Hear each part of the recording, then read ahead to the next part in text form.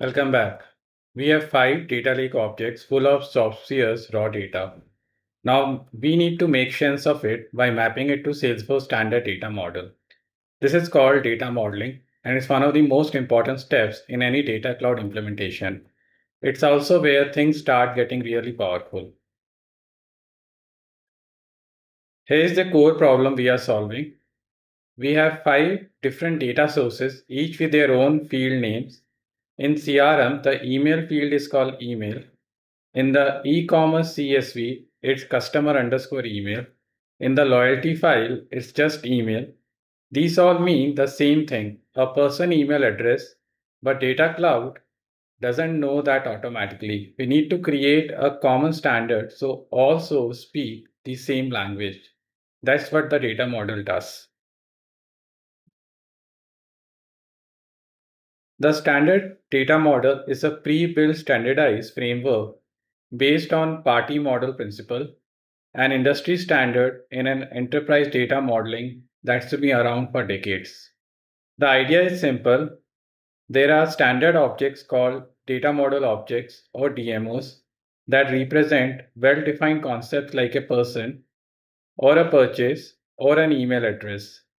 All your raw data from DLOs gets mapped into these standard DMOs. Once everything speaks the same standard language, Data Cloud can work its magic, identify resolution, insight, segmentation, all of it. Let me introduce you to the key standard DMOs. Individual. This is the central object representing a real person. It's the most important DMO in Data Cloud. Contact point email, an email address that belongs to an individual. Contact point phone, a phone number. Contact point address, a physical address. Sales order, a purchase transaction. Sales order product, the line items within an order. And loyalty program member, a loyalty membership record. These are the standard DMOs we will use most in this course. Let's spend a moment on the party model concept because it might be counterintuitive at first. In Salesforce CRM, a contact record has an email field directly on it. One email per contact, simple. In Data Cloud model, a person, the individual, and their email addresses, contact point email records are separate but linked objects. But why they are separate? Because one real person might have 3 different email addresses across your various source systems. Jennifer has 3. By storing them as separate contact point email records that are all linked to the same individual, Data Cloud can handle this correctly. When identity resolution looks for matches, it can say these 2 records both have a contact point email of jennifer.rodridge@gmail.com. They must be the same individual. You couldn't do that if email was just a single field on the individual object.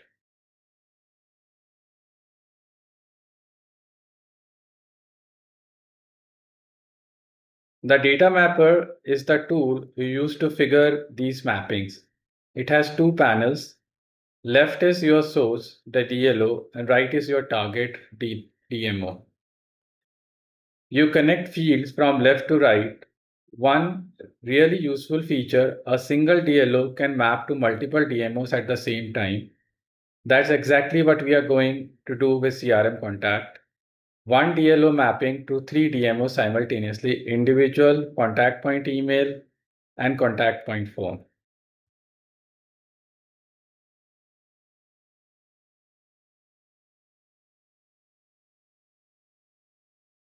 In this module, we are doing 3 mappings, all from CRM Contact DLO, CRM contacts to individual, CRM contacts to contact point email, and CRM contacts to contact point phone.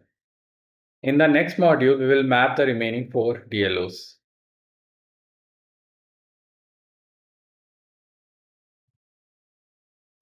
Before we go hands-on, I need to make sure you understand the party link because it's the most important and most commonly missed thing in Data Cloud data modeling. When you map CRM contacts to the contact point email DMO, you are not just mapping the email address. You also need to tell Data Cloud this email belongs to a specific individual, and here is how to know which one. You do this by mapping the source ID field, the CRM contact ID, to a field called party on the contact point email DMO. Without this link, your email address are not connected to any person and identity resolution will not work. I'll make sure you see exactly how to do this in demo.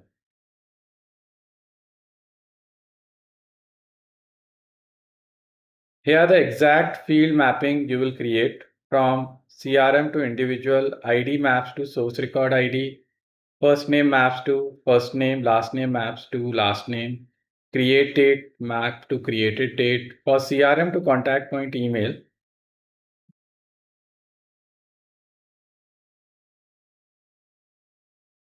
source record ID, email maps to email address, and this is a critical one, ID map against to party. Now let's look into the demo. So we'll go to our data stream. We have this data stream created, contacts. Over here, on the right hand side, we have data mapping. We'll say start. On the right hand side, in the data model entities, we are going to select the standard DMOs. So over here, we'll search for individual.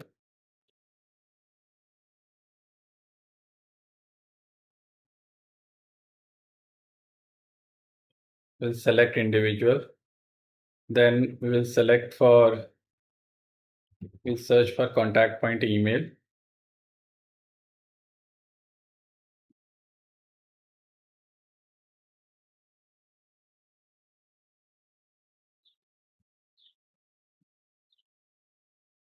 Select the contact point email. Then we will select for contact point phone. So we have selected three DMOs, standard DMOs, individual, then contact point email, and we have selected the phone. Now let's first look into the name. On the left hand side, we have got the contact data stream or the data lake object. Let's search for name.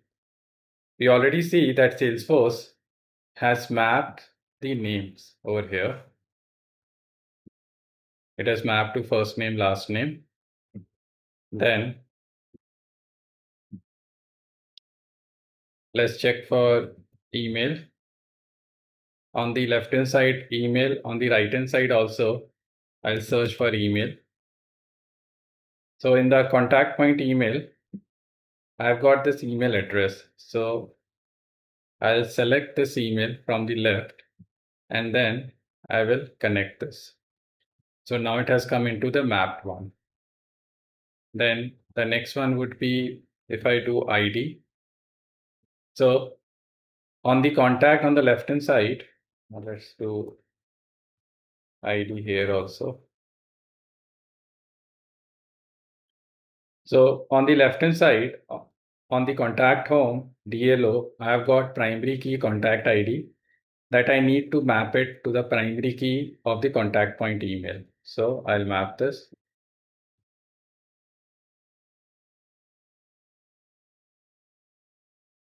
Then I'll also search for party. The same thing. This is the party ID that I was saying. It is important that we map the contact ID. I'll map it to the party for. Now let's do the same for the phone. So I've got phone over here, and on the right hand side also search for phone. So in contact point phone, I've got telephone number. So I'll map mobile phone to telephone number. Then let's do the ID.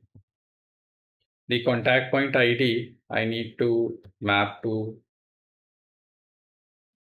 the primary key over here. So this I'll map to the contact point phone ID, and then I'll search for party.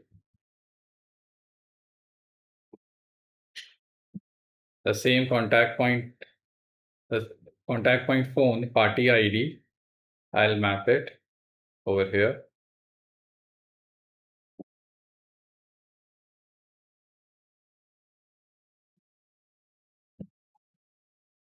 Then we also have to make sure that this individual ID on the individual is mapped to the contact ID. So select this and map it over here.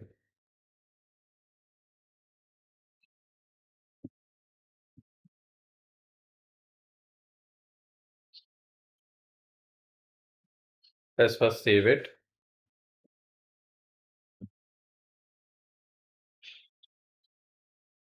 So we are going to replace the individual ID. So we'll hit save over here.